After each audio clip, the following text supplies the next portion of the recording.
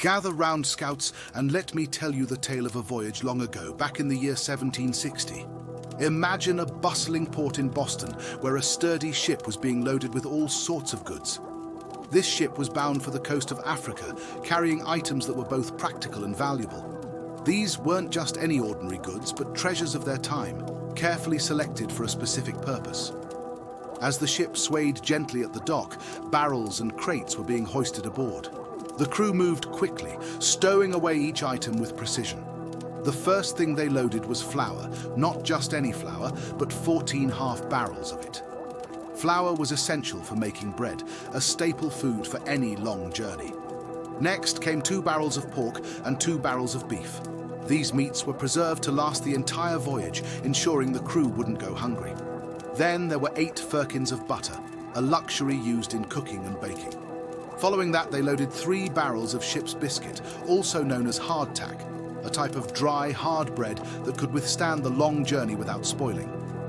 Now, imagine the crew carefully packing 50 pounds of tobacco, a commodity highly sought after in African markets.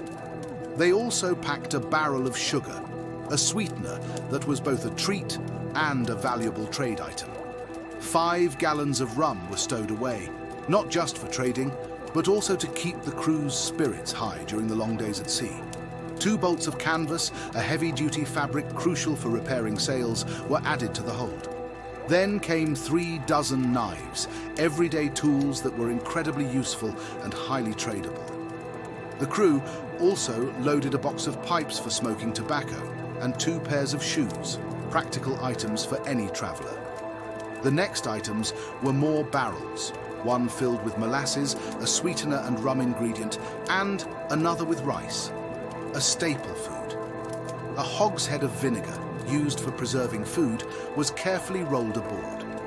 The crew also packed 10 pounds of pepper, a spice that was worth its weight in gold, and 50 pounds of coffee, a highly valued trade good.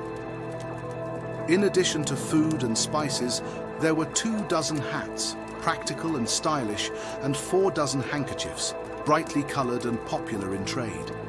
A case of gin was added, both for trading and for the crew's enjoyment. They also packed a box of hard soap, essential for hygiene. There were 20 pounds of cotton wool, raw material for making textiles, and a dozen bed cords, useful for securing cargo or making beds. 10 pounds of indigo, a valuable dye for colouring fabric blue, was also loaded. Finally, the crew packed a dozen axes, essential tools for both ship maintenance and trade. These goods weren't just for survival. They were carefully chosen for trade along the African coast. European goods were exchanged for enslaved people, a dark and tragic part of our history. This voyage shows the variety of items that were in demand and the intricate trade networks of the time.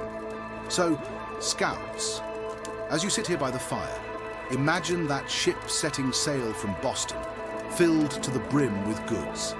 Each item had a story, a purpose, and a place in the world of 1760. This tale reminds us of the complexities of history and the importance of understanding our